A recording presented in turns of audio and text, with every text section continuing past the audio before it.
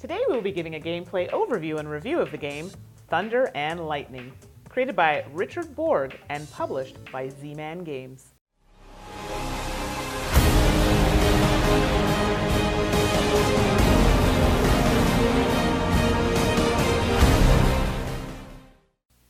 Hello everyone, and welcome to another episode with To Die For Games. I'm Mandy, the board gaming pinup girl. My fellow hosts are Tracy, aka the Gaming Maven, and Stephane, the games teacher. Are you itching to see one particular part of this video? Well, we have timestamps below for you so that you can jump right to the part that you're dying to see. We'd love to hear what you thought of today's video or what you want to see next. So feel free to leave a comment below. If you don't want to miss out on our next episode, click on the subscribe button and you'll know as soon as we post them.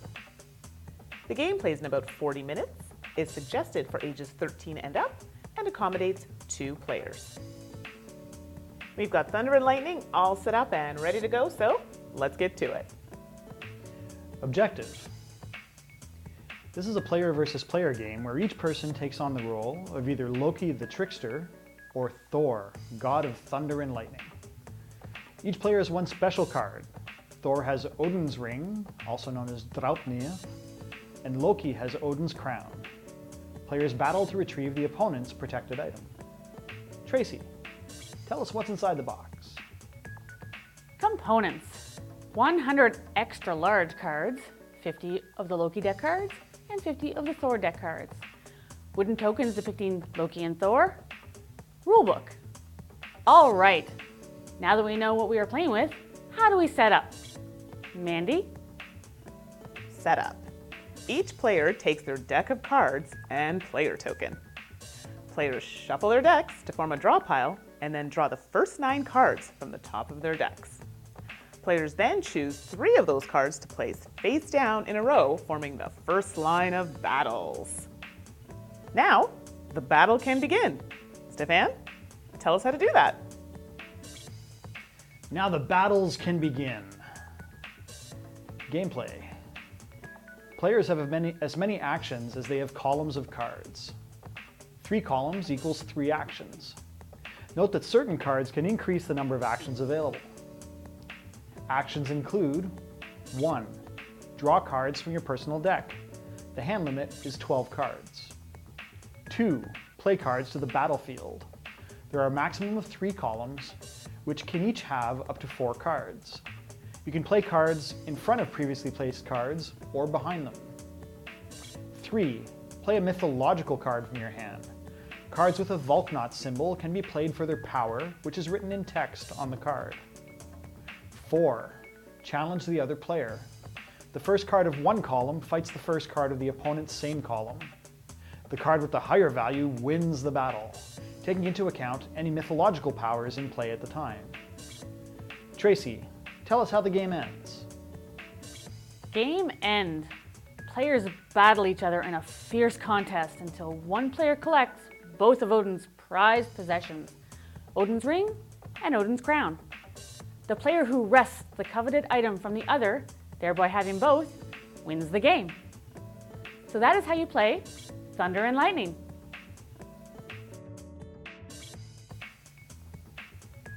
So now it is time for our review. What'd you guys think? I like the game for the theme, the artwork, because it's Norse Viking based and I know a little bit about that. So. I also enjoyed the game, except for one part, which we'll talk about in the game mechanics later. So overall, I enjoyed the game. We'll move on to artwork and theme. I really liked it. I know you guys really liked it.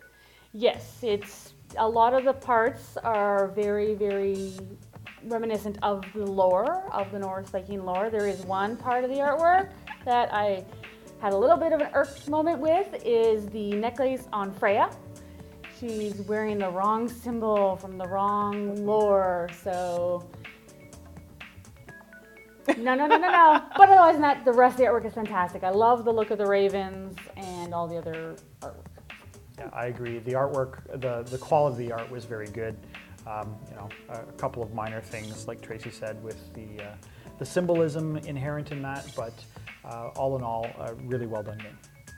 so they know a bit more about this than I do. So I can just say that I really enjoyed the art, and the quality of components was nice. The cards were nice and thick. I loved the backs of the cards and the fact that they were different colors. So they had the blue and the...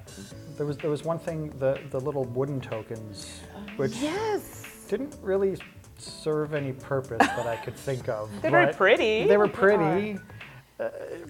I guess they just didn't want it to just be a deck of cards. Yeah, so I don't know if there's something that we missed. I'm not sure. So if anybody knows, I'm not sure. Those little square tokens, very, very pretty, nice to look at, but not really sure I what they're think for. they were maybe just decorative. Okay, I maybe. did look online, and a couple people asked that question, and no one had a definitive answer. okay. So we're all curious. We would love to know. So Z-Man, if you're listening, let us know. So let's talk about the game mechanics. Well, it's very, very much a player versus player game. So because it's 2 player, you're battling each other. It isn't as mean as some player versus player games that I've seen. So you can be a little bit more competitive, but there's also a bluffing aspect, which I think is what softens that really mean player versus player aspect, because you're not sure what they've got there. So do you really want to attack them right now, or do you want to hold off? So. Yeah, I agree. The game mechanics were fun. The thing that I didn't care for so much was the one card that basically just ended the game at random. You know, I built up a bit of a strategy. I thought I had a good engine going, and I chose the wrong card on my opponent's board to flip over, and it was the nightmare card. And the nightmare card just basically kills everything that's in the column, which happened to be the same column where I had the card that she needed to win. So as soon as I had to discard that card, she just won by default. It was pure random luck, and if I'd have picked any other card, we would have continued playing. Exactly. I'm not a fan of those insta-kill mechanics, and that kind of killed it for me. But maybe that's a way to shorten the game, because I'm wondering if it would just go on too long if you didn't have something like this. Could be. Maybe? I don't know, just throwing it out there. True, because eventually you're just going to find the card, so you need something to keep people from Yeah. finding your cards. You need something that's going to... Yeah. Just a thought. Yeah. Similar games?